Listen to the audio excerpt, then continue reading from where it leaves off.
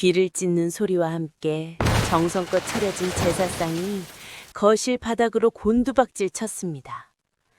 날카로운 사기그룹 파편이 사방으로 피어올랐고 뜨거운 탕국 국물이 하얀 카펫 위를 시커멓게 적시며 흘러내렸습니다.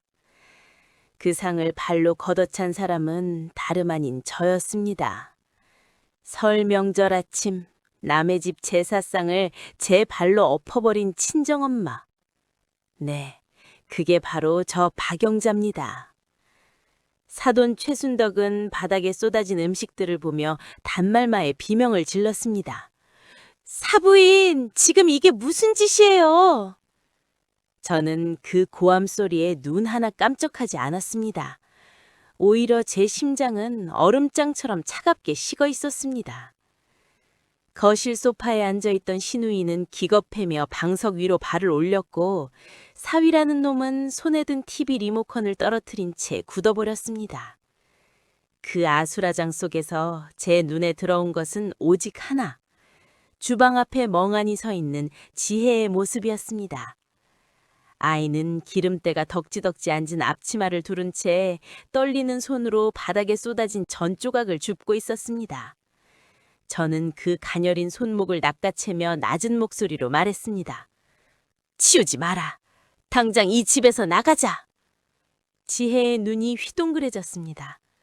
엄마, 지금 무슨... 저는 아이의 말을 끊고 현관 쪽으로 걸음을 옮겼습니다.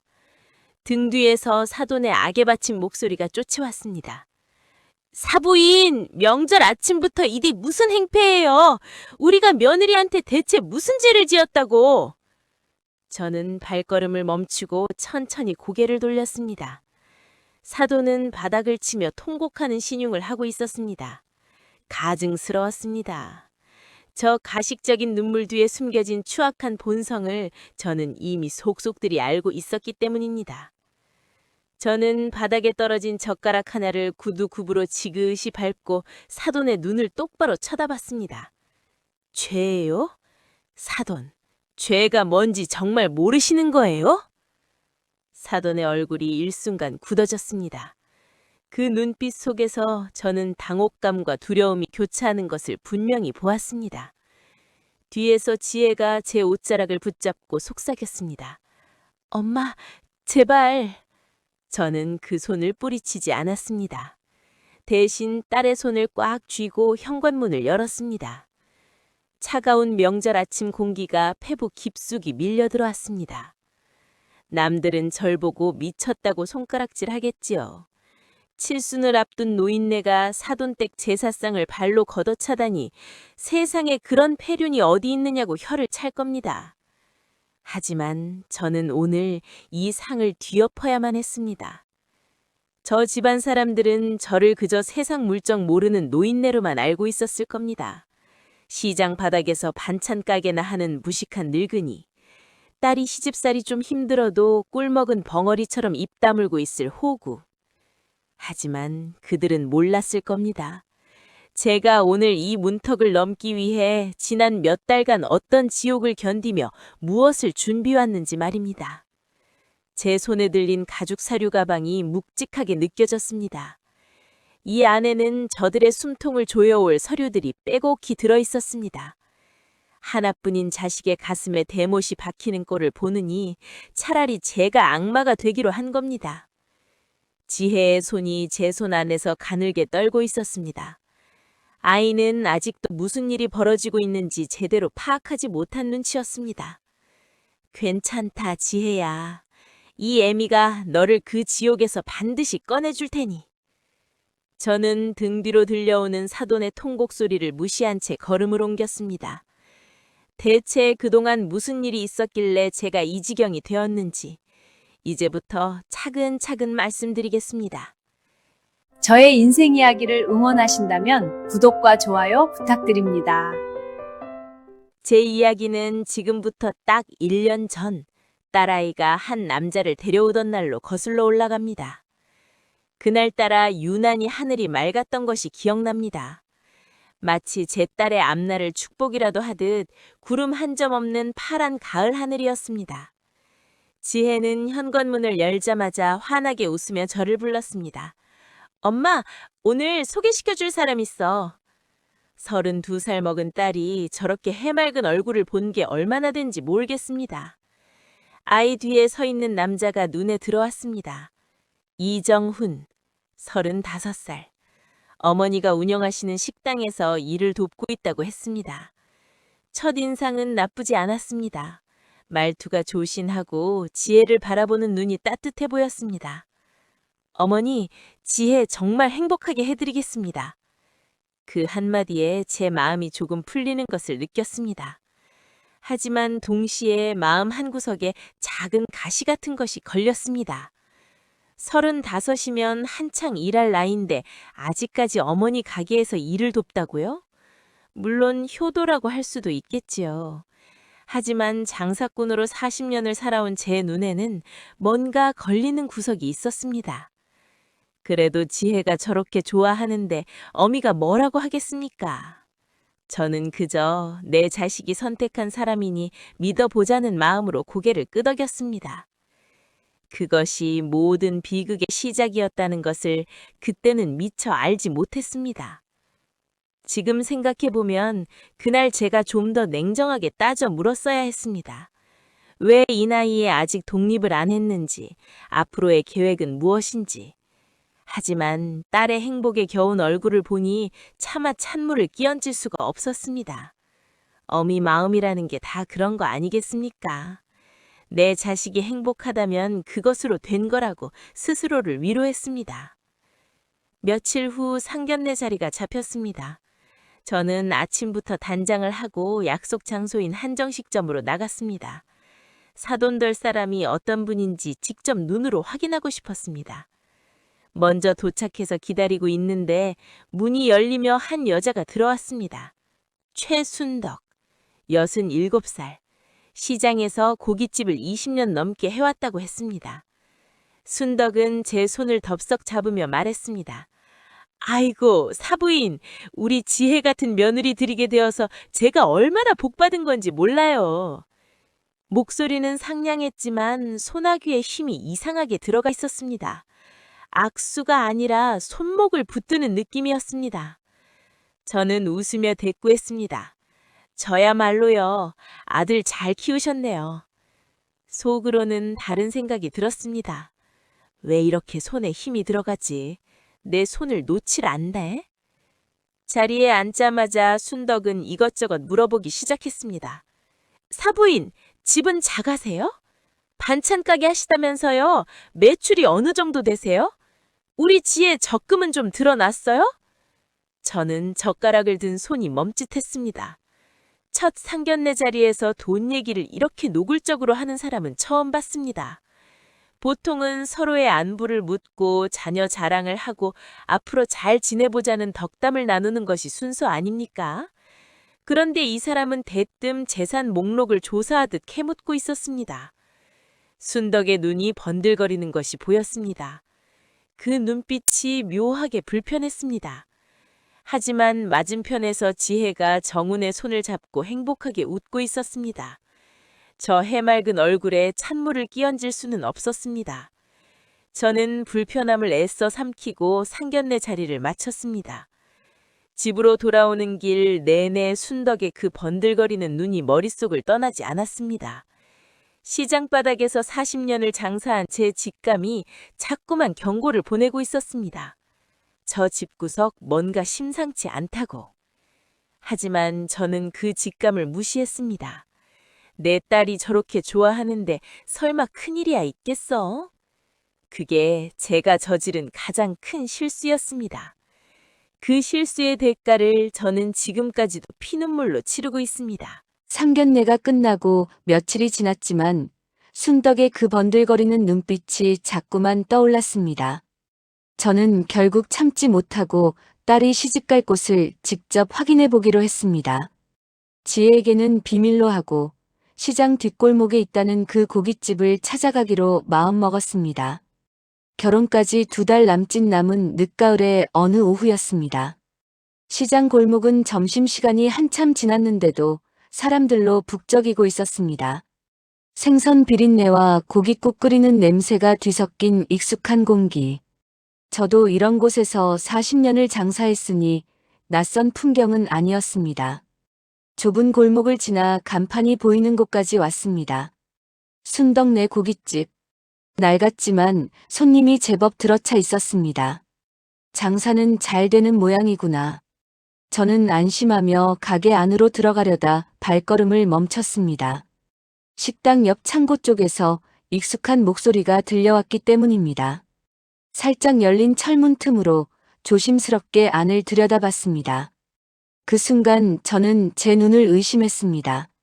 심장이 쿵하고 바닥으로 떨어지는 것 같았습니다. 거기에 제 딸 지혜가 있었습니다. 오늘 예식장 상담을 받으러 간다던 그 아이가 화사한 원피스 대신 낡고 커다란 검정 고무 앞치마를 가슴까지 끌어올려 두르고 있었습니다. 아이는 차가운 시멘트 바닥에 쪼그려 앉아 산더미처럼 쌓인 시커먼 불판을 닦고 있었습니다.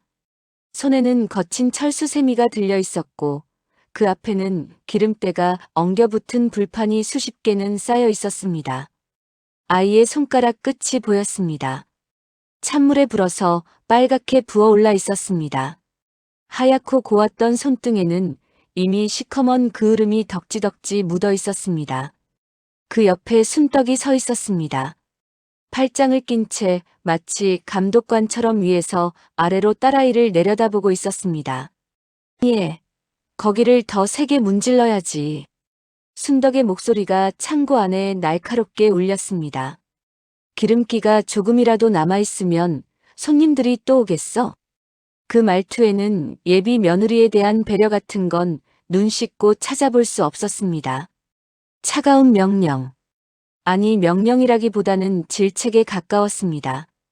지혜는 고개를 푹 숙인 채 대답했습니다. 네, 어머니.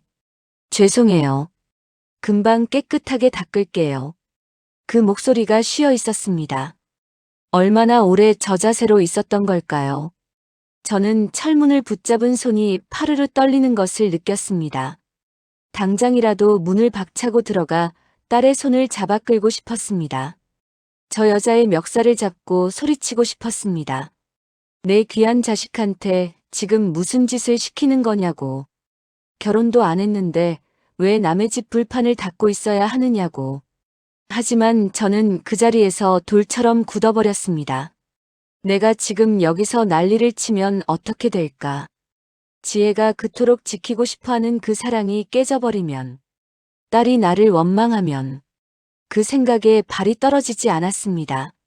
저는 비겁하게도 등을 돌렸습니다. 도망치듯 시장통을 빠져나왔습니다. 집으로 돌아오는 길, 차가운 바람이 뺨을 때렸습니다. 하지만 제 가슴 속에서 타오르는 불길보다는 차가웠습니다. 저는 골목 구석 전봇대 뒤에 몸을 숨기고 한참을 울었습니다. 주먹으로 가슴을 치며 소리 없이 통곡했습니다. 내가 저런 곳에 내 자식을 보내야 하나. 저 여자가 예비 며느리를 저렇게 부려먹는데 결혼하면 뭐가 달라지겠어. 눈물이 멈추질 않았습니다. 그날 저녁 지혜는 아무 일도 없었다는 듯 집에 돌아왔습니다. 현관문을 열며 환하게 웃었습니다. 엄마, 오늘 예식장 상담 잘 받았어. 시어머니가 같이 가주셔서 고르기 수월했어. 예식장 상담이요. 아까 그 창고에서 불판 닦던 게 상담이었나요? 저는 억지로 미소를 지었습니다. 그래, 잘 됐네. 지혜가 손을 씻으러 화장실로 들어갔습니다. 저는 그 뒷모습을 보다가 문득 아이의 손톱을 떠올렸습니다. 아까 창고에서 봤던 그 시커먼 그을음. 혹시나 싶어 저녁 식사 때 아이의 손을 유심히 살폈습니다. 손톱 밑에 검은 때가 남아 있었습니다. 아무리 씻어도 지워지지 않았던 모양입니다. 저는 밥상을 물리고 부엌으로 들어가 숨어서 눈물을 훔쳤습니다. 지혜는 제가 우는 줄도 모르고 거실에서 TV를 보며 말했습니다. 엄마, 시어머니 될 분이 나 요즘 애들 같지 않다고 정말 기특해하셔. 예비 며느리가 부지런하다고 친척들한테 자랑하신대. 나 나중에 시댁에서 엄청 예쁨 받을 것 같아. 저는 행주로 눈물을 닦으며 대답했습니다. 그래, 네가 좋으면 됐다. 속으로는 피눈물이 났습니다. 기특한 게 아니라 부려먹기 좋은 거겠지. 예쁨 받는 게 아니라 이용당하는 거겠지. 하지만 차마 입 밖으로 꺼낼 수가 없었습니다. 딸이 느낄 수치심이 두려웠습니다. 내가 사랑하는 그 집안이 널 이렇게 취급한다고 그 말을 어떻게 합니까? 저는 그날 밤 한숨도 자지 못했습니다. 눈만 감으면 창고 바닥에 쪼그려 앉아 불판을 닦던 딸의 뒷모습이 떠올랐습니다. 그 가느다란 어깨가 떨리던 것이, 그 손가락 끝이 빨갛게 부어올라 있던 것이, 새벽녘이 되어서야 저는 결심했습니다. 내일 지혜를 불러서 이 결혼을 다시 생각해보자고 말해야겠다. 내가 본 것을 다 말하지는 못하더라도 어떻게든 설득해봐야겠다. 아직 늦지 않았다. 결혼 전이니까. 지금이라도 막을 수 있다. 저는 그렇게 스스로를 다독이며 겨우 눈을 붙였습니다. 하지만 그 설득이 얼마나 처참하게 실패할지 그때는 미처 알지 못했습니다. 다음 날 저녁 저는 지혜를 조용히 방으로 불렀습니다. 밤새 뜬 눈으로 지새우며 어떻게 말을 꺼낼지 수백 번은 고민했지만 막상 딸을 마주하니 입이 쉽게 떨어지지 않았습니다. 지혜는 아무것도 모른 채 제 앞에 앉아 해맑게 웃으며 무슨 얘기냐고 물었습니다. 저는 한참을 망설이다가 겨우 입을 열어 그 결혼을 다시 한번 생각해봤으면 좋겠다고 말했습니다. 그 한마디에 아이의 얼굴에서 순식간에 웃음기가 사라지더니 마치 찬물을 끼얹은 것처럼 표정이 딱딱하게 굳어버렸습니다. 상견례 때 분명 좋다고 하지 않았느냐며 서운함이 가득 담긴 눈으로 저를 쳐다봤습니다. 저는 조심스럽게 말을 이었습니다. 그때는 엄마도 잘 몰랐는데 아무리 생각해봐도 그 집이 예사롭지 않다고 했습니다. 지혜의 눈빛이 차갑게 변하는 것이 느껴졌습니다. 아이는 시어머니가 좀 거칠긴 해도 자기한테는 진짜 잘해주신다며 제가 오해하는 거라고 대꾸했습니다. 저는 어제 시장에서 본 그 광경을 말해야 할지 한참을 망설였습니다. 차가운 시멘트 바닥에 쪼그려 앉아 불판을 닦던 딸의 모습이 떠올랐습니다. 그 위에서 팔짱을 끼고 내려다보던 순덕의 그 싸늘한 눈빛까지. 하지만 차마 입이 떨어지지 않았습니다.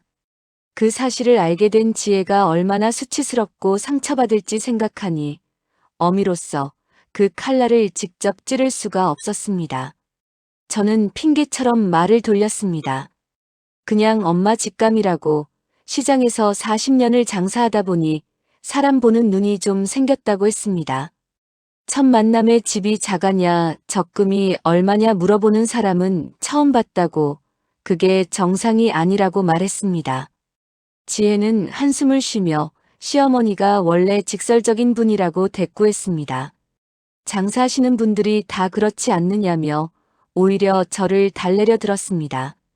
관심이 있으니까 물어보신 거라고, 자기한테 신경 쓰시는 거라고 말하는 딸을 보며 저는 속이 타들어갔습니다. 관심이요, 신경을 쓴다고요. 저는 속으로 피눈물이 났지만 꾹 참았습니다. 지혜야, 엄마 말 좀 들어. 결혼은 평생 가는 거야. 지금 아니면 돌이킬 수가 없어. 저는 딸의 손을 꽉 잡고 간곡하게 부탁했습니다.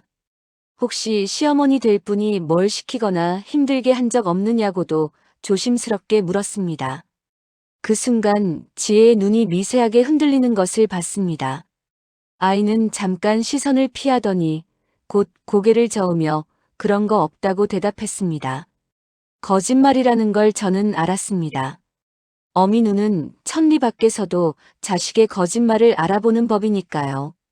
하지만 딸이 스스로 숨기려 하는 것을 억지로 끄집어낼 수는 없었습니다. 제가 더 다그치면 아이는 더 깊이 입을 다물 게 뻔했습니다. 결국 저는 마지막 카드를 꺼냈습니다.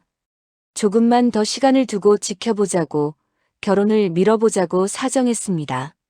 1년만 더 만나보고 결정해도 늦지 않다고, 제발 엄마 말 좀 들어달라고 매달렸습니다. 그때 지혜의 눈에서 눈물이 뚝 떨어졌습니다. 아이는 울먹이며 말했습니다.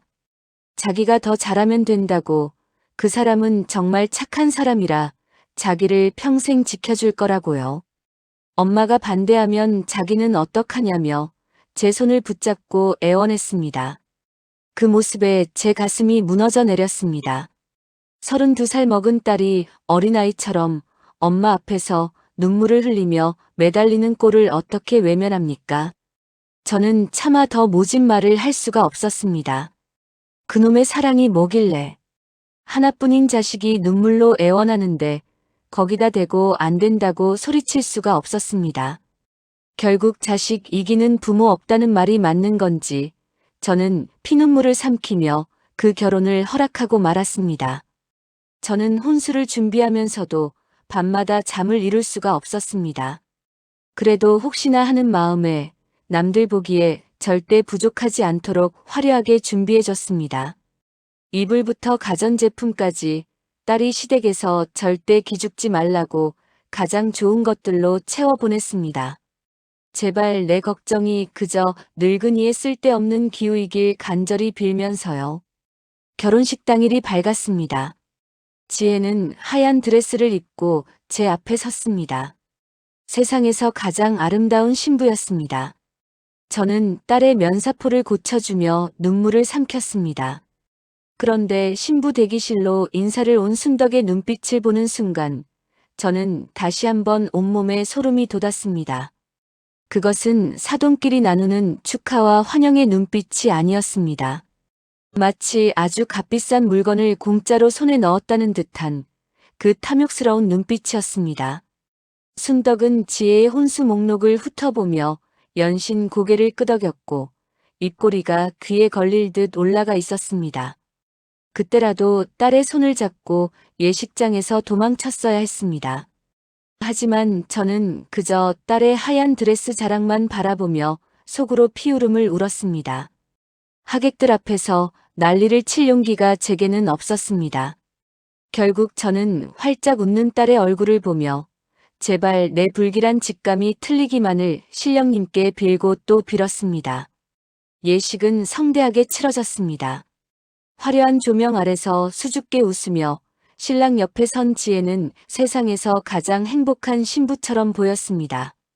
주례 선생님이 백년해로 하라는 덕담을 건넸고 하객들의 박수 소리가 예식장을 가득 채웠습니다. 저도 박수를 치며 웃었습니다. 하지만 제 볼을 타고 흘러내리는 눈물은 축하의 눈물이 아니었습니다. 예식이 끝나고 집으로 돌아오는 길 저는 운전대를 잡은 채 한참을 차 안에 앉아 있었습니다. 시동도 걸지 않고 그저 어둠 속에서 멍하니 앞을 바라봤습니다. 제 귀한 딸을 제 손으로 지옥에 밀어넣은 것 같은 기분이 들었습니다. 그날 밤 저는 텅 빈 딸의 방 앞에 서서 한참을 울었습니다. 이것이 모든 비극의 진짜 시작이었습니다. 사돈네 식구들은 이미 그때부터 제 딸을 가족이 아닌 돈 한 푼 안 줘도 되는 공짜 일꾼으로 점찍어 두었던 겁니다. 사람 좋은 얼굴 뒤에서 내 자식의 살점을 뜯어먹을 계획을 착착 세우고 있었던 거죠. 저는 그 사실을 너무 늦게 깨달았고 그 대가로 지금까지 피눈물을 흘리고 있습니다. 결혼식이 끝나고 한 달쯤 지났을 때 지혜에게서 전화가 왔습니다. 평소와 다름없이 밝은 목소리였지만 어딘가 피곤함이 묻어나는 것 같았습니다. 저는 별 생각 없이 요즘 어떻게 지내냐고 물었습니다. 지혜는 잠깐 뜸을 들이더니 요즘 시어머니 가게 일을 좀 도와드리고 있다고 말했습니다. 저는 그 말에 심장이 철렁 내려앉았습니다. 가게 일이라니 설마 그 고깃집 말인가 싶었습니다. 어떤 일을 돕느냐고 물으니 아이는 대수롭지 않다는 듯 대답했습니다. 그냥 간단한 거라고 육수 볶고 반찬 좀 준비하는 정도라고요.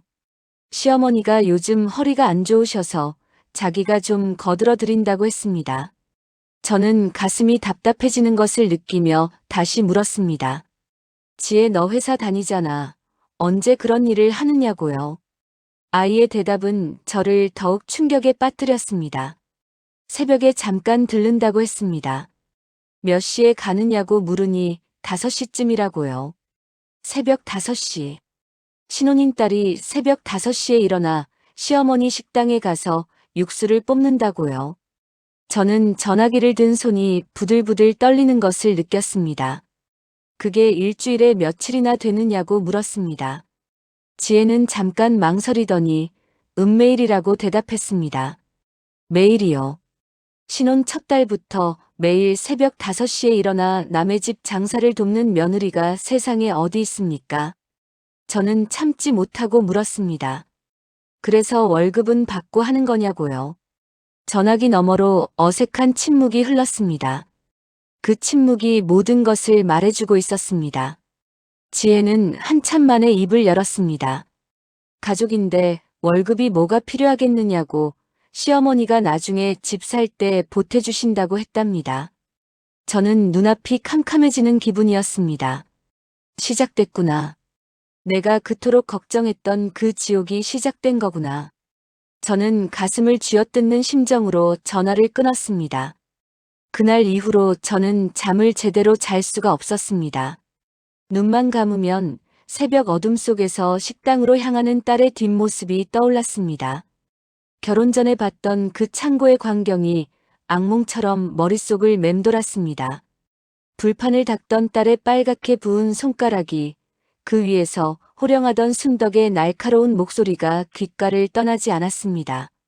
며칠 후 저는 지혜에게 다시 전화를 걸었습니다. 아무렇지 않은 척 안부를 묻다가 슬쩍 물었습니다. 시어머니가 또 뭘 시키시진 않느냐고요. 지혜는 웃으며 대답했습니다. 시어머니가 요즘 자기 칭찬을 많이 하신다고, 요즘 애들 같지 않게 부지런하다고 기특해 하신다고요. 예비 며느리 때부터 했던 그 말을 결혼 후에도 똑같이 하고 있더군요. 저는 이를 악물었습니다. 기특한 게 아니라 부려먹기 좋은 거겠지. 속이 부글부글 끓어올랐지만 티를 낼 수가 없었습니다. 그러던 어느 날 지혜가 친정에 들렀습니다. 반가운 마음에 문을 열었다가 저는 깜짝 놀랐습니다. 불과 한 달 전 결혼식 때만 해도 복숭아처럼 발그레하던 아이의 얼굴이 눈에 띄게 헬쑥해져 있었습니다. 볼살이 빠지고 광대뼈가 도드라졌으며 눈 밑에는 다크서클이 짙게 내려앉아 있었습니다. 저는 가슴이 덜컥 내려앉으며 물었습니다. 지혜야, 너 밥은 제대로 먹고 다니냐고, 얼굴이 왜 이렇게 됐냐고요. 아이는 손사래를 치며 괜찮다고 했습니다. 요즘 좀 바빠서 잠을 못 자서 그렇다고 걱정 말라고요. 저는 아이를 데리고 부엌으로 들어가 따뜻한 밥을 차려줬습니다. 된장찌개에 계란말이, 지혜가 어릴 때부터 좋아하던 반찬들을 잔뜩 올렸습니다. 아이는 밥을 받아들고 허겁지겁 먹기 시작했습니다. 마치 며칠을 굶은 사람처럼요. 저는 밥 먹는 딸의 모습을 지켜보다가 가슴이 미어졌습니다. 결혼한 지 고작 한 달밖에 안 됐는데 이미 이 꼴이라니. 신혼의 행복은 어디로 가고 저렇게 파리한 얼굴로 친정에 와서 밥을 허겁지겁 먹고 있는 겁니까? 밥을 다 먹은 지혜가 소파에 앉더니 채 5분도 안 돼서 꾸벅꾸벅 졸기 시작했습니다. 저는 그 모습을 보며 눈물이 왈칵 쏟아질 뻔했습니다. 얼마나 잠을 못 잤으면 친정에 와서 밥 먹자마자 저렇게 잠이 드는 걸까요? 저는 담요를 가져다 딸에게 덮어주며 속으로 피눈물을 삼켰습니다. 2시간쯤 지났을까 지혜의 전화벨이 울렸습니다. 잠결에 전화를 받은 아이의 얼굴이 순식간에 굳어졌습니다. 네, 어머니. 네, 금방 갈게요 하며 부랴부랴 일어나 가방을 챙기기 시작했습니다. 저는 어디 가느냐고 물었습니다. 지혜는 시어머니가 저녁 장사 전에 반찬 준비 좀 도와달라고 하셨다며 서둘러 신발을 신었습니다. 저는 그 뒷모습을 보며 주먹을 꽉 쥐었습니다. 친정에 온 며느리를 한숨 자지도 못하게 불러들이는 시어머니. 그게 정상입니까? 저는 현관문이 닫히는 소리를 들으며 텅 빈 거실에 홀로 서서 한참을 울었습니다. 그날 저는 결심했습니다. 가만히 지켜보고만 있을 수는 없다고, 어떻게든 딸의 상황을 더 정확히 파악해야겠다고요. 저는 그때부터 조금씩 정보를 모으기 시작했습니다. 지혜가 하루에 몇 시간을 일하는지, 시어머니가 어떤 식으로 부려먹는지 낱낱이 알아내기로 마음먹었습니다. 그것이 훗날 제가 저들에게 복수할 수 있는 결정적인 무기가 될 줄은 그때는 미처 알지 못했습니다. 결혼 후 석 달이 지났을 무렵 저는 반찬을 잔뜩 싸들고 지혜의 신혼집을 찾아갔습니다. 요즘 밥을 제대로 못 먹는 것 같아 걱정이 되기도 했고 아이가 어떻게 살고 있는지 두 눈으로 직접 확인하고 싶었습니다. 아파트 현관 앞에 도착해서 초인종을 눌렀습니다. 한참을 기다려도 인기척이 없어서 혹시 외출했나 싶었는데 발소리가 들리더니 문이 열렸습니다. 문 앞에 선 지혜의 모습에 저는 또다시 가슴이 철렁 내려앉았습니다. 한 달 전에 봤을 때보다 얼굴이 훨씬 더 헬쑥해져 있었습니다. 볼은 움푹 꺼지고 입술은 바짝 말라 있었으며 피부는 푸석푸석한 흑빛으로 변해 있었습니다. 신혼 초에 복숭아처럼 발그레하던 그 얼굴은 어디로 간 건지 찾아볼 수가 없었습니다. 엄마, 웬일이야? 연락도 없이. 지혜는 반가운 듯 하면서도 어딘가 당황한 기색이었습니다. 저는 반찬 가방을 들어보이며 안으로 들어갔습니다. 요즘 밥을 제대로 못 먹는 것 같아서 엄마가 반찬 좀 해왔다.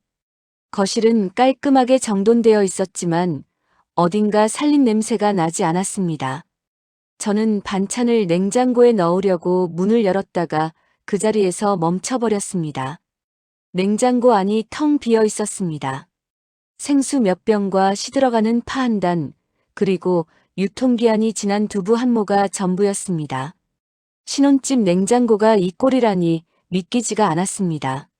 저는 냉장고 문을 닫으며 지혜에게 물었습니다. 지혜야, 냉장고가 왜 이래?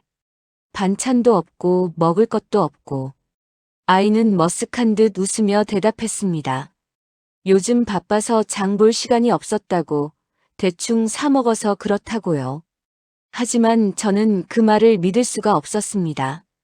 장 볼 시간이 없는 게 아니라 장 볼 돈이 없는 얼굴이었습니다. 저는 최대한 담담한 척하며 다시 물었습니다. 생활비는 넉넉한 거냐고, 혹시 돈이 부족한 거 아니냐고요. 지혜는 잠시 머뭇거리더니 대답했습니다. 시어머니가 살림을 도와주신다고 월급을 관리해주고 계신다고요. 저축도 해주시고 나중에 전세금 보탤 때 한꺼번에 주신다고 했답니다. 저는 심장이 쿵 하고 떨어지는 기분이었습니다. 월급 관리라니 그게 무슨 소리입니까? 남편도 아닌 시어머니가 며느리 월급을 왜 관리합니까? 그래서 너 손에는 얼마나 남는데? 지혜는 잠깐 시선을 피하더니 작은 목소리로 대답했습니다. 30만 원. 30만 원. 280만 원짜리 월급에서 고작 30만 원. 250만 원을 시어머니가 가져가고 제 딸 손에 쥐어지는 돈은 고작 30만 원이라는 겁니다. 저는 눈앞이 캄캄해지는 기분이었습니다. 30만 원으로 어떻게 한 달을 살아요? 교통비, 점심값, 화장품, 생필품 사고 나면 뭐가 남습니까? 아이는 고개를 숙이며 대답했습니다. 시어머니가 필요하면 말하래. 꼭 필요한 건 사도 된다고. 저는 그 말을 듣고 정신이 아득해졌습니다. 필요하면 말하라고요. 제 돈을 쓰는데 시어머니한테 허락을 받으라는 겁니까? 며느리를 완전히 소나기에 넣으려고 작정한 게 아니면 이런 식으로 돈을 통제할 리가 없습니다. 저는 참다 못해 입을 열었습니다. 지혜야, 그건 내 돈이야. 내가 땀 흘려서 번 돈이라고. 지혜는 오히려 저를 달래듯 말했습니다. 엄마 걱정 말라고, 시어머니가 자기보다 돈 관리를 잘하시니까 맡기는 거라고요. 자기는 원래 돈 관리를 잘 못하지 않느냐며 쓴웃음을 지었습니다. 그 모습을 보며 저는 뼛속까지 시려왔습니다. 이건 단순한 살림 도움이 아니라 완전한 경제적 지배였습니다. 월급을 빼앗고 용돈만 쥐어주면서 며느리를 소나기에 넣는 전형적인 수법이었습니다. 시장에서 40년을 장사하며 별의별 인간을 다 봤지만 이렇게 노골적인 착취는 처음이었습니다. 저는 더 캐물었습니다. 그 돈을 시어머니가 어디에 쓰시는지는 알고 있느냐고요. 지혜는 고개를 저었습니다. 저축해 주신다고만 하셨지 정확히는 모른다고 했습니다. 저는 속이 부글부글 끓어올랐습니다. 저축을 해준다면서 통장도 안 보여주고 얼마가 모였는지도 안 알려주고 그냥 믿으라는 겁니까? 그게 세상에 어디 저축입니까? 그건 착취지 저축이 아닙니다. 저는 지혜의 손을 잡고 말했습니다. 당장 통장 돌려받아. 내 돈은 내가 관리해야지. 하지만 아이는 고개를 저었습니다. 엄마가 나서면 자기가 시댁에서 더 눈치 보인다며 사정했습니다. 지금 자기가 잘 지내고 있으니까 제발 그냥 놔두라고 했습니다. 잘 지내는 게 어딜 봐서 잘 지내는 건지 저는 속이 터져 죽을 것 같았습니다. 집으로 돌아오는 길 저는 한참을 차 안에 앉아 멍하니 앞을 바라봤습니다. 제 머릿속에는 온갖 생각이 소용돌이 쳤습니다. 지혜가 매달 280만 원을 벌면 1년이면 3,300만 원이 넘습니다. 시어머니가 매달 250만 원씩 가져가면 1년이면 3천만 원이에요. 그 돈이 진짜 저축되고 있는 걸까요? 아니면 그냥 시어머니 주머니로 들어가는 걸까요? 저는 뭔가 단단히 잘못되어 가고 있다는 것을 직감했습니다.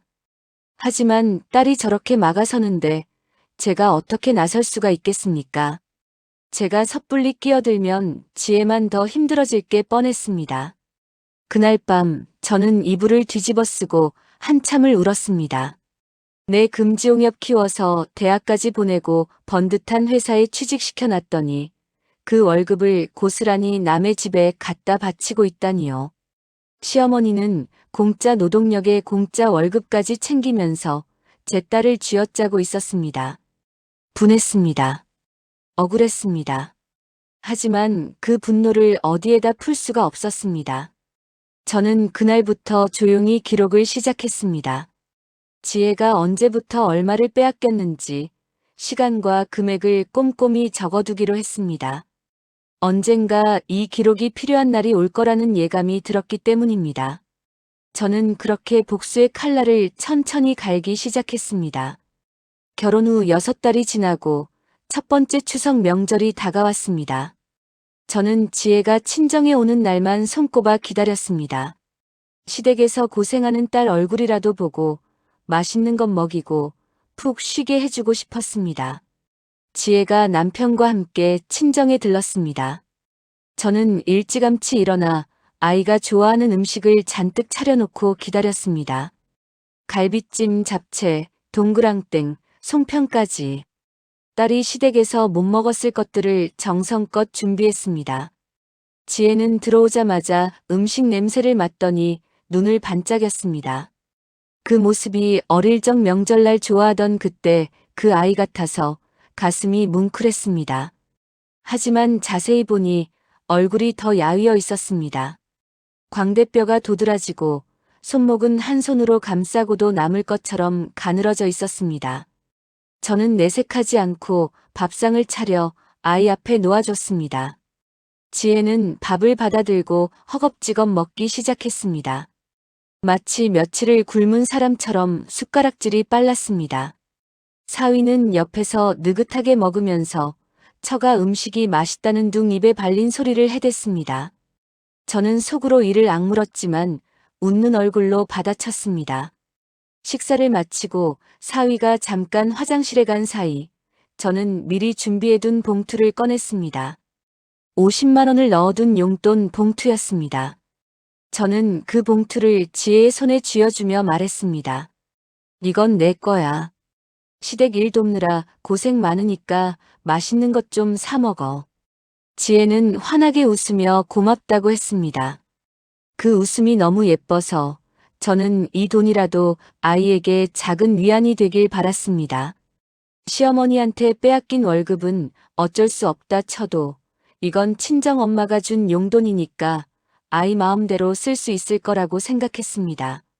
명절 연휴가 끝나고 며칠 후 저는 지혜에게 전화를 걸었습니다. 아무렇지 않은 척 안부를 묻다가 슬쩍 물어봤습니다. 엄마가 준 돈으로 뭐 샀느냐고요. 전화기 너머로 어색한 침묵이 흘렀습니다. 그 침묵의 의미를 저는 너무나 잘 알고 있었습니다. 아이는 한참 만에 입을 열었습니다. 시어머니가 며느리 용돈은 어른이 관리해야 한다며 가져가셨다고요. 나중에 목돈 되면 돌려주신다고 하셨답니다. 저는 전화기를 쥔 손에 힘이 들어가는 것을 느꼈습니다. 친정엄마가 딸한테 준 명절 용돈을 시어머니가 가져간다고요.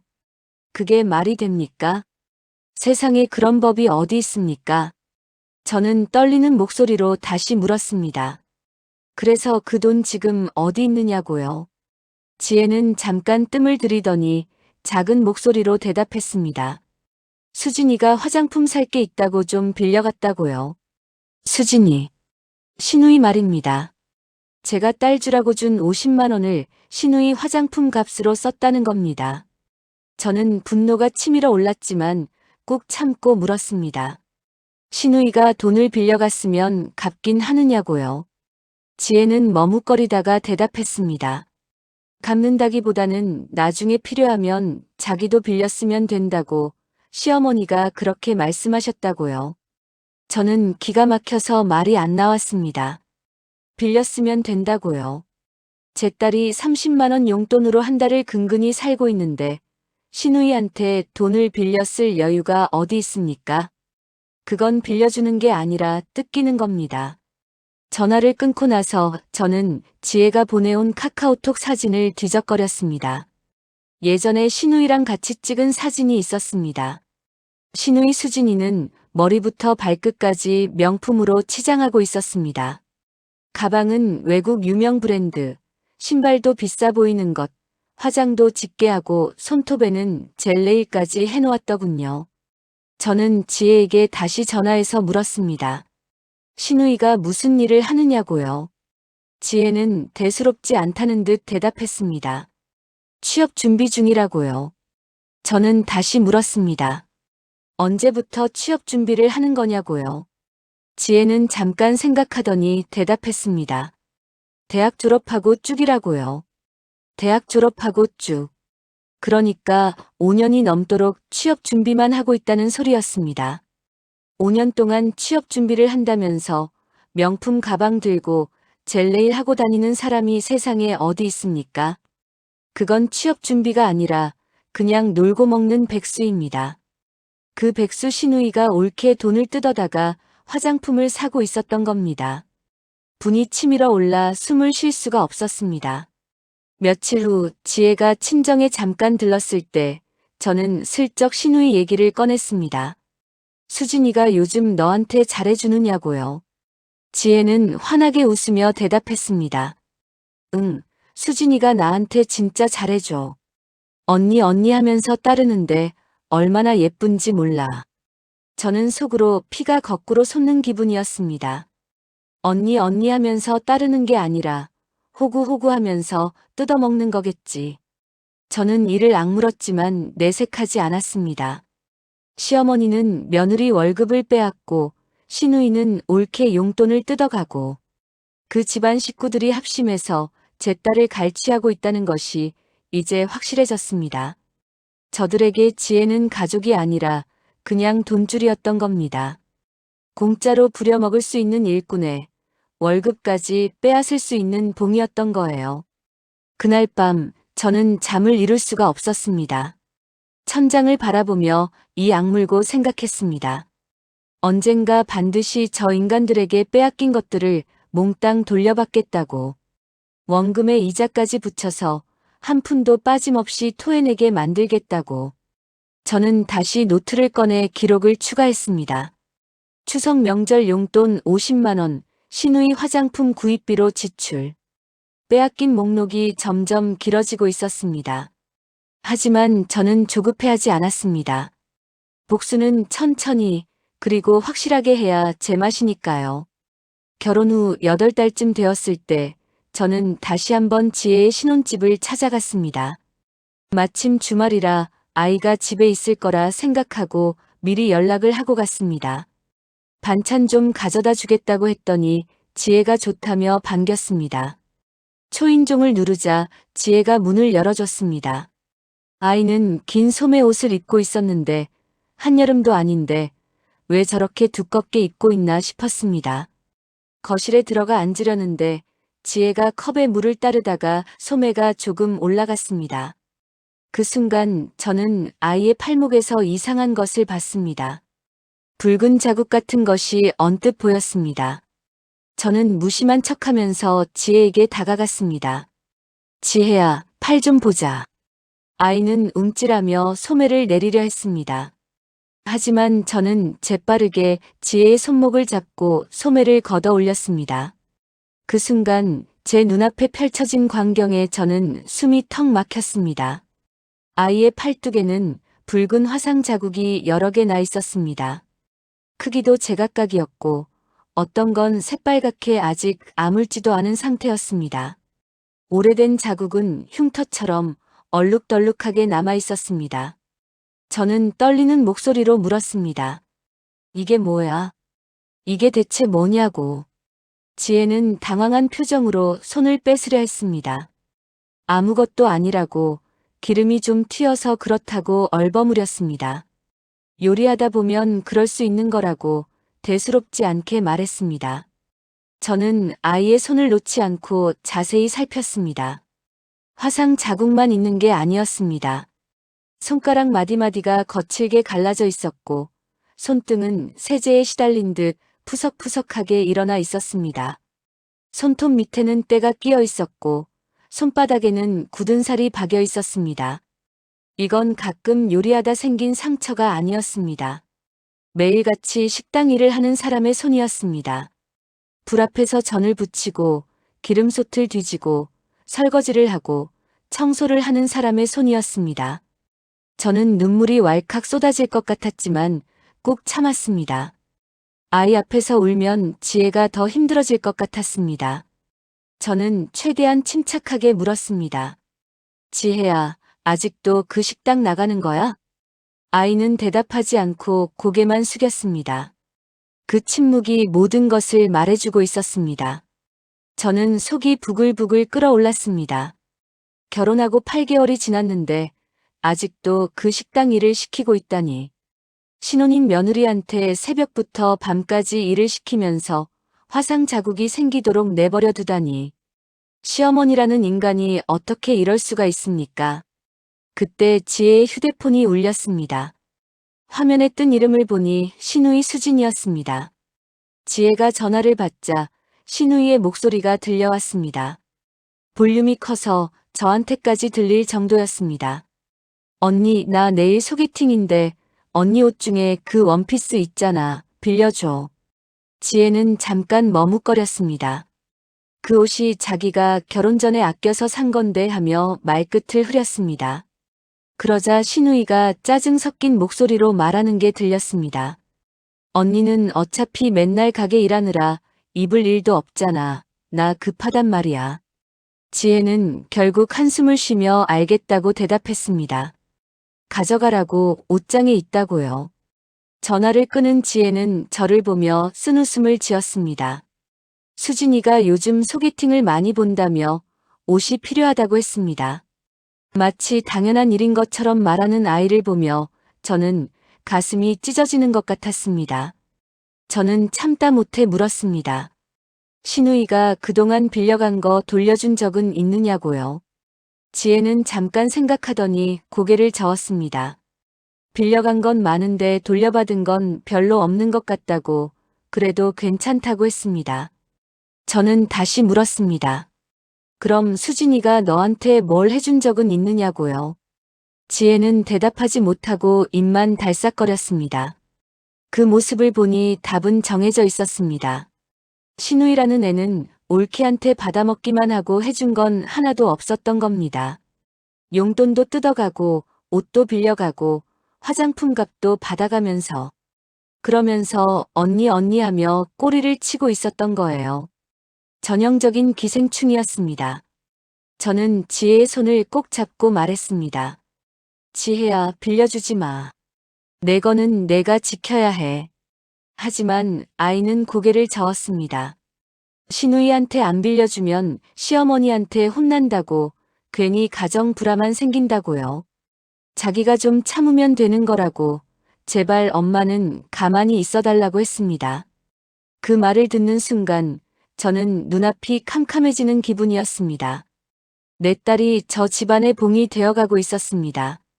시어머니한테는 월급과 노동력을 갈취당하고 시누이한테는 용돈과 물건을 뜯기고 그러면서도 자기가 참으면 된다고 생각하고 있었습니다. 집으로 돌아오는 길 저는 핸들을 잡은 채 한참을 울었습니다. 지혜의 팔뚝에 새겨진 그 붉은 화상 자국들이 눈앞에서 아른거렸습니다.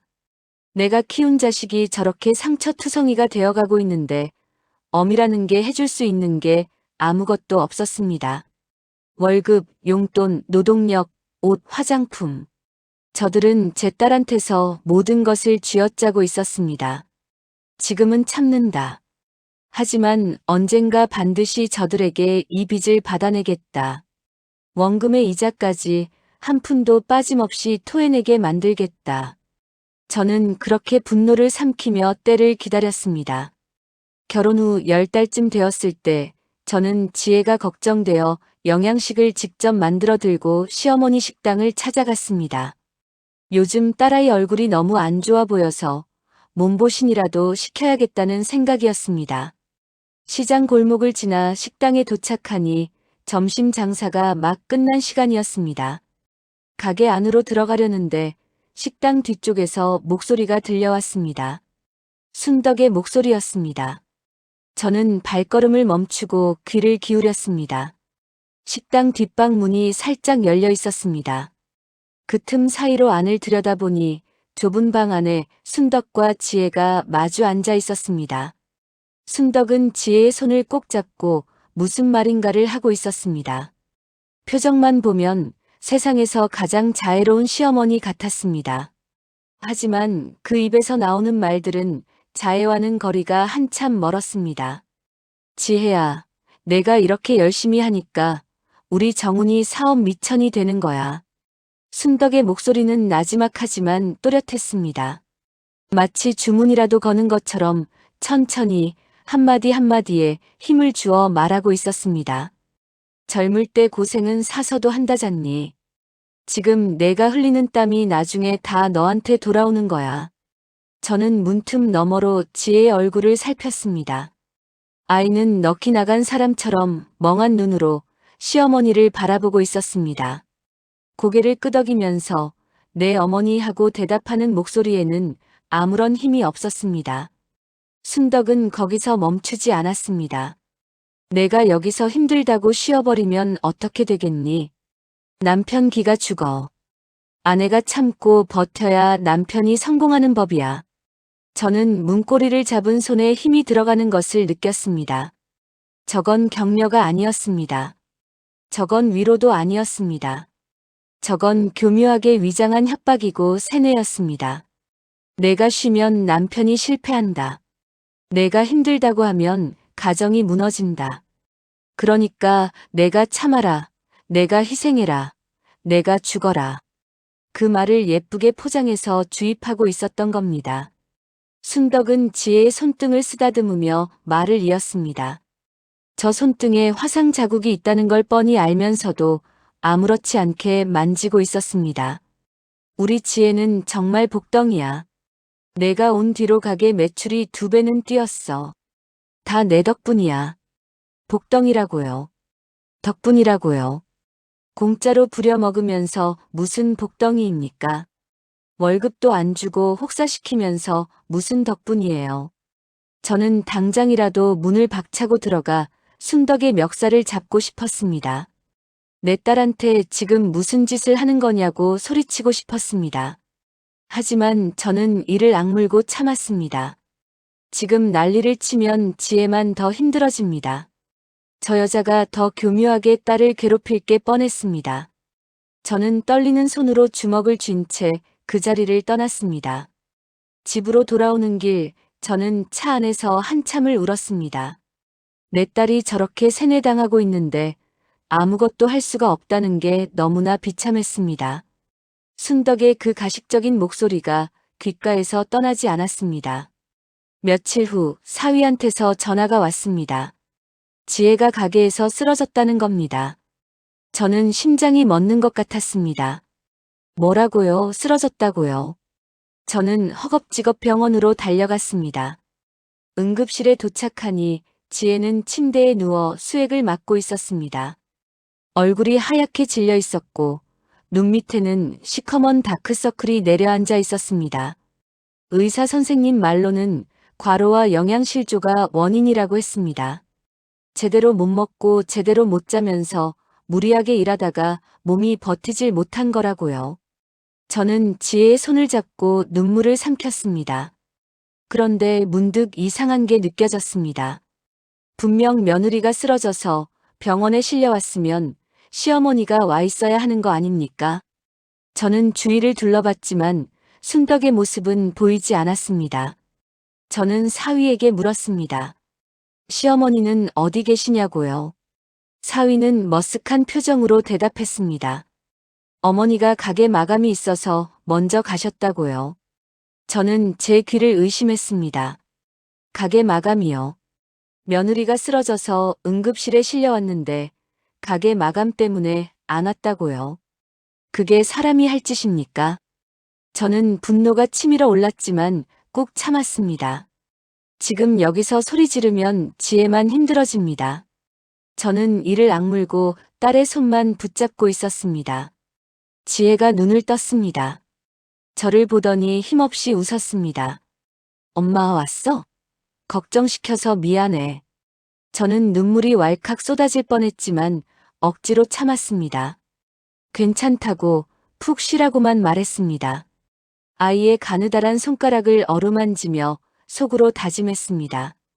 더 이상은 안 되겠다. 이대로 두면 내 딸이 죽겠다.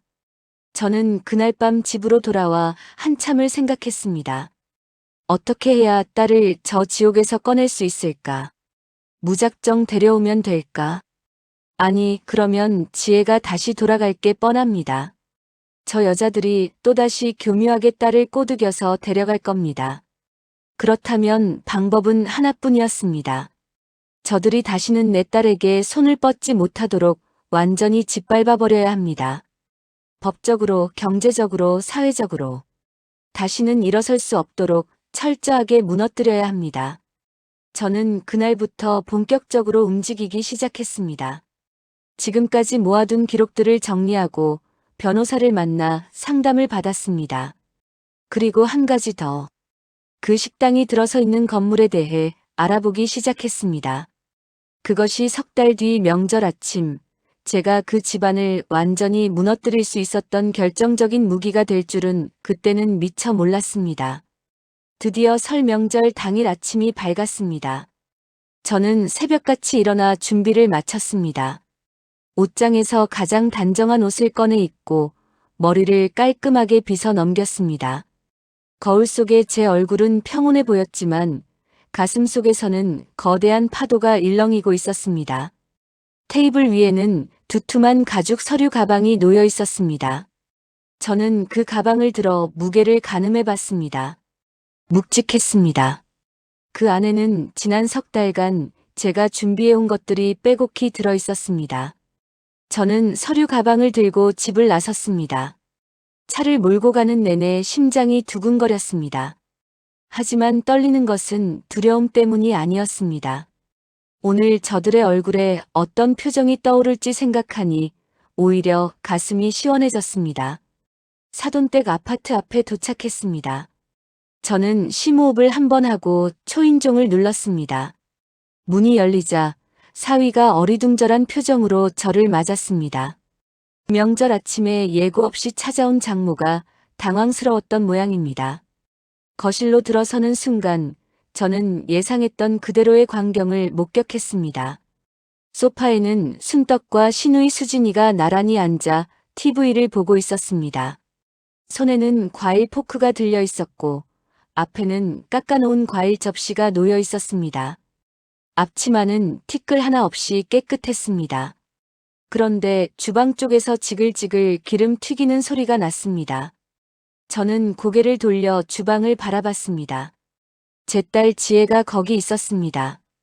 화구 3개를 동시에 돌리며 혼자서 음식을 만들고 있었습니다. 이마에는 땀이 송글송글 맺혀 있었고 머리카락은 땀에 젖어 뺨에 달라붙어 있었습니다. 앞치마에는 기름때가 잔뜩 묻어 있었습니다. 순덕은 저를 보더니 느긋하게 일어나 인사했습니다. 어머 사부인 어쩐 일이시냐며 연락도 없이 오셨다며 능청을 떨었습니다. 저는 속으로 이를 악물었지만 겉으로는 웃어 보였습니다. 명절인데 얼굴이나 보러 왔다고 대답했습니다. 그때 순덕이 주방 쪽을 향해 소리쳤습니다. 지혜야, 사부인 오셨다. 차 좀 내와라. 지혜는 불 앞에서 전을 뒤집다 말고 황급히 대답했습니다. 네 어머니, 금방 갈게요. 목소리가 지쳐 있었습니다. 저는 소파에 앉으면서 주방을 살폈습니다. 싱크대에는 설거지거리가 산더미처럼 쌓여 있었습니다. 조리대 위에는 아직 손질하지 못한 재료들이 수북했습니다. 저 많은 일을 지혜 혼자서 하고 있었던 겁니다. 시누이 수진이는 소파에 앉아 손톱 손질을 하고 있었습니다. 매니큐어를 바르면서 TV를 보며 킥킥거리고 있었습니다. 올케가 땀을 뻘뻘 흘리며 일하는데 손가락 하나 까딱 안 하고 앉아 있었습니다. 잠시 후 지혜가 찻잔을 들고 나왔습니다. 손이 떨리고 있었습니다. 얼마나 오래 불 앞에 서 있었는지 얼굴이 벌겋게 달아올라 있었습니다. 그 순간이었습니다. 지혜가 발을 헛디뎠습니다. 바닥에 뭔가 미끄러운 게 있었던 모양입니다. 아이의 몸이 휘청하더니 손에 들고 있던 찻잔이 공중으로 떠올랐습니다. 쨍그랑. 찻잔이 바닥에 떨어져 산산조각이 났습니다. 뜨거운 찬물이 사방으로 튀었고 지혜의 발등 위로도 쏟아졌습니다. 아이가 비명을 삼키며 얼굴을 찡그렸습니다. 저는 벌떡 일어나 지혜에게 달려가려 했습니다. 그런데 그보다 먼저 순덕의 목소리가 거실에 울렸습니다. 아이고 재수 없어. 명절 아침부터 그릇을 깨먹다니. 저는 그 자리에서 멈췄습니다. 귀를 의심했습니다. 며느리가 뜨거운 물에 발등을 대었는데 걱정은커녕 재수가 없다고요. 사람이 다쳤는데 그릇 깨진 게 먼저입니까? 순덕은 깨진 찻잔 조각을 보며 혀를 찼습니다. 저 칠칠치 못한 것, 비싼 찻잔을 깨먹었네, 중얼거렸습니다. 수진이도 거들었습니다. 언니는 맨날 실수야, 짜증나게 하며 투덜댔습니다. 지혜는 아무 말 없이 바닥에 쪼그려 앉았습니다. 대인 발등은 신경도 쓰지 못한 채 떨리는 손으로 깨진 조각을 줍기 시작했습니다. 그 모습을 보는 순간 제 안에서 무언가가 끊어지는 소리가 들렸습니다. 저는 지혜에게 다가가 아이의 손목을 잡아 일으켜 세웠습니다. 그리고 거실 한복판에 차려진 제사상을 바라봤습니다. 형형색색의 음식들이 탐스럽게 쌓여 있었습니다. 내 딸이 새벽부터 피땀 흘려 만든 것들이었습니다. 저는 그 상을 향해 걸어갔습니다. 그리고 발을 들어 힘껏 걷어찼습니다. 쾅! 화당탕! 음식들이 사방으로 쏟아졌습니다. 국물이 카펫 위로 흘러내렸고 전 조각들이 바닥을 뒹굴었습니다. 순덕이 비명을 질렀습니다. 수진이가 소파 위로 발을 올리며 기겁했습니다. 사위는 굳어버린 채 움직이지 못했습니다. 저는 서류 가방을 들어 탁자 위에 올려놓았습니다. 지퍼를 열고 서류 뭉치를 꺼냈습니다. 사돈, 이제 계산할 시간이 된 것 같네요. 저는 첫 번째 서류를 순덕의 앞에 던졌습니다. 건물 매매 계약서였습니다. 병원에서 쓰러진 지혜를 보고 돌아온 그날 밤, 저는 결심했습니다. 더 이상 당하고만 있을 수는 없다고, 이제는 내가 움직여야 한다고요. 저는 변호사를 찾아가 상담을 받았고, 지금까지 모아둔 기록들을 정리해서 보여줬습니다. 월급 착취 내역, 무급 노동시간, 빼앗긴 용돈 목록까지. 변호사는 이 정도면 충분히 소송이 가능하다고 했습니다. 하지만 저는 거기서 멈추지 않았습니다. 저는 그 식당이 들어선 건물에 대해 알아보기 시작했습니다. 순덕은 그 건물의 주인이 아니라 세입자였습니다. 20년 넘게 장사를 하면서도 건물을 사지 못하고 월세를 내고 있었던 겁니다. 저는 건물주를 수소문해서 찾아갔습니다. 나이 지긋한 어르신이었는데 마침 건물을 팔 생각이 있다고 하셨습니다. 관리하기 귀찮아서 매물로 내놓으려던 참이라고요. 저는 시세보다 조금 높은 가격을 제시했습니다. 어르신은 흔쾌히 응했고 저는 그 자리에서 계약금을 걸었습니다. 그렇게 저는 2달 전 그 식당 건물의 새 주인이 되었습니다. 순덕은 꿈에도 모르고 있었습니다. 자기가 20년간 월세를 내던 그 건물의 주인이 바뀌었다는 것을. 그 새 주인이 다름 아닌 자기가 갈취하던 며느리의 친정어머니라는 것을요. 이 식당 건물 주인이 최근에 바뀐 거 알고 계시죠? 순덕의 얼굴이 하얗게 질렸습니다. 그 새 주인이 누군지 아세요? 저는 제 자신을 가리키며 말했습니다. 접니다. 순덕의 얼굴이 종이처럼 하얗게 변했습니다. 입술이 파르르 떨리더니 말을 더듬기 시작했습니다. 사부인 지금 이게 무슨 소리냐고, 건물주가 왜 사부인이냐고요. 저는 대답 대신 2번째 서류를 꺼내 탁자 위에 내려놓았습니다. 임대차 계약 해지 통보서였습니다. 저는 담담하게 말했습니다. 월세가 석 달째 밀려 있더라고요. 상가 건물 임대차 보호법에 따르면 차임을 3번 이상 연체하면 계약 갱신을 거절할 수 있습니다. 이건 그 통보서예요.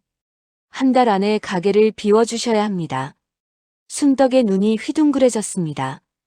20년 넘게 장사한 가게를 1달 안에 비우라니 그게 말이 되느냐며 목소리를 높였습니다.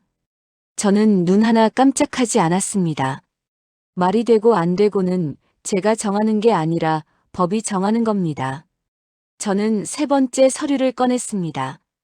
근로기준법 위반 고소장이었습니다. 저는 순덕의 눈을 똑바로 바라보며 말했습니다. 우리 지혜가 이 가게에서 일한 시간 제가 다 기록해뒀습니다. 결혼 전부터 따지면 거의 1년이에요. 새벽 5시부터 밤 10시까지 일하고 월급은 한 푼도 못 받았죠. 최저임금으로만 계산해도 3천만 원이 넘습니다. 여기에 야간 수당, 휴일 수당까지 더하면 얼마가 될지 계산해 보셨어요. 순덕의 얼굴이 불그락푸르락 변했습니다. 그건 일이 아니라 가족끼리 서로 돕는 거라고, 돈을 바라고 한 게 아니라고 발악했습니다. 저는 피식 웃었습니다. 가족이요? 가족이 가족을 이렇게 부려먹습니까? 저는 지혜의 팔을 잡아 소매를 걷어 올렸습니다. 아이의 팔뚝에 새겨진 화상 자국들이 드러났습니다. 붉은 것, 검붉은 것, 흉터로 남은 것까지. 그 흉측한 자국들을 보며 순덕과 수진이의 얼굴이 굳어졌습니다. 저는 차갑게 말했습니다. 이게 가족이 가족한테 할 짓입니까? 사진도 다 찍어뒀고 진단서도 받아뒀습니다. 산업재해로 신고할 수도 있어요. 순덕이 바닥에 털썩 주저앉았습니다. 다리에 힘이 풀렸는지 제대로 서 있지도 못했습니다. 사부인 사돈끼리 어떻게 이럴 수 있느냐며 울먹이기 시작했습니다. 저는 냉정하게 내려다보며 대꾸했습니다. 사돈이요? 내 딸 종처럼 부려먹고 월급 빼앗고 용돈까지 뜯어간 사람들이랑 무슨 사돈입니까? 저는 신우이 수진이를 바라봤습니다. 아이는 소파 구석에 웅크리고 앉아 벌벌 떨고 있었습니다. 아까까지 매니큐어 바르며 킥킥거리던 모습은 온데간데 없었습니다. 저는 수진이에게 말했습니다. 명절 용돈 50만 원, 화장품값, 옷, 가방. 올케한테 빌려간 거 목록도 다 적어뒀어요. 빌려간 건지 뜯어간 건지는 법원에서 판단하겠죠. 수진이가 울음을 터뜨렸습니다. 자기는 아무 죄 없다고 엄마가 시킨 거라고 발뺌했습니다. 저는 한심하다는 듯 고개를 저었습니다. 5년 동안 취업 준비한다면서 놀고 먹은 돈이 어디서 났겠어요. 다 우리 지혜 피땀으로 산 거잖아요. 그때 사위 정훈이가 다가왔습니다. 무릎을 꿇더니 제 앞에 엎드렸습니다. 장모님 한 번만 봐달라고 잘못했다고 빌었습니다. 저는 그 모습을 차갑게 내려다봤습니다. 이 남자는 제 마누라가 새벽부터 밤까지 일하는 동안 뭘 했습니까? 제 마누라 팔뚝에 화상 자국이 생기는 동안 어디서 뭘 했습니까? 제 마누라가 쓰러져 응급실에 실려갔을 때도 꿈쩍 안 하고 엄마 말만 들었잖아요. 저는 마지막 서류를 꺼내 정훈이 앞에 던졌습니다. 이혼 소송장이었습니다. 우리 지혜가 당한 거 다 증거로 모아뒀어요. 위자료 청구도 들어갈 거예요. 정훈이의 얼굴이 사색이 되었습니다. 마지막까지 어머니 뒤에 숨어서 아무것도 안 하던 남자가 이제야 겁을 먹었습니다. 저는 그 비굴한 모습이 역겨웠습니다. 저는 지혜의 손을 잡았습니다. 아이는 이 상황이 믿기지 않는다는 표정으로 멍하니 서 있었습니다. 저는 딸의 손을 꼭 쥐고 말했습니다. 가자, 지혜야. 이 집에서 더 있을 이유 없어. 지혜가 저를 올려다봤습니다. 눈에 눈물이 그렁그렁 맺혀 있었습니다. 저는 그 눈물을 닦아주며 말했습니다. 이제 다 끝났다고. 엄마가 너 지켜줄 거라고요. 우리는 그 집을 나왔습니다. 등 뒤에서 순떡의 통곡 소리가 들렸지만 저는 단 한 번도 뒤돌아보지 않았습니다. 차에 타자마자 지혜가 울음을 터뜨렸습니다. 한참을 그렇게 울더니 제 손을 꼭 잡고 말했습니다. 엄마 미안하다고, 자기가 멍청해서 고생시켰다고요. 저는 딸의 머리를 쓸어주며 말했습니다. 멍청한 게 아니야. 사랑에 눈이 멀었던 거지. 이제 됐어. 집으로 돌아와 저는 따뜻한 떡국을 끓였습니다. 남의 집 제사상에 올릴 음식이 아니라 내 딸을 위한 음식이었습니다. 우리 둘은 마주 앉아 떡국을 먹었습니다. 지혜가 한 숟갈 먹더니 눈물을 뚝뚝 흘렸습니다. 엄마 떡국이 이렇게 맛있었냐며 울면서 웃었습니다. 며칠 후 소식이 들려왔습니다. 순덕의 식당은 명도 소송이 진행되어 영업을 중단했습니다. 체불 임금 소송에서 지혜가 승소했고 3천만 원 넘는 돈을 받아냈습니다. 이혼 소송도 지혜에게 유리하게 진행되어 위자료 5천만 원이 확정됐습니다. 저는 그 돈을 전부 지혜 이름으로 된 통장에 넣어줬습니다. 이건 내가 피땀 흘려번 돈이니까 내 맘대로 써라고 했습니다. 지혜는 그 통장을 받아들고 한참을 울었습니다. 지금 지혜는 제 곁에서 지내고 있습니다. 회사도 계속 다니고 주말이면 저와 같이 시장 구경도 가고 맛있는 것도 사 먹습니다. 아이의 얼굴에 다시 생기가 돌기 시작했습니다. 볼에 살이 붙고 눈에 빛이 돌아왔습니다. 가끔 지혜가 미안하다고 말합니다. 자기 때문에 엄마가 고생했다고요. 저는 그럴 때마다 딸의 손을 꼭 잡고 말해줍니다. 넌 내 보물이야. 보물 지키려고 엄마가 한 거지. 내가 미안해할 일 아니야. 이제 지혜의 팔뚝에 있던 화상 자국도 조금씩 옅어지고 있습니다. 새살이 돋아나는 것처럼 아이의 마음에도 새살이 돋아나고 있는 게 느껴집니다. 저는 그 모습을 볼 때마다 가슴이 뭉클해집니다. 그래요. 저는 명절 아침에 사돈댁 제사상을 발로 걷어찬 못된 시어머니입니다. 남들 보기에는 미친 노인네처럼 보였을 겁니다. 하지만 저는 후회하지 않습니다. 내 자식을 지옥에서 끌어내기 위해서라면 저는 100번이라도 그 상을 엎을 겁니다. 오늘 제 사연 어떻게 들으셨나요? 여러분이라면 저처럼 상을 엎으셨을까요? 아니면 그래도 자식 앞날 생각해서 참으셨을까요? 댓글로 의견 남겨주시면 하나하나 읽어볼게요. 비슷한 경험이 있으신 분들 힘내세요. 자식 지키는데 나이는 숫자에 불과합니다. 언제든 늦지 않았어요. 지금까지 인생 이야기였습니다. 구독과 좋아요 부탁드립니다. 새해 복 많이 받으세요. 감사합니다.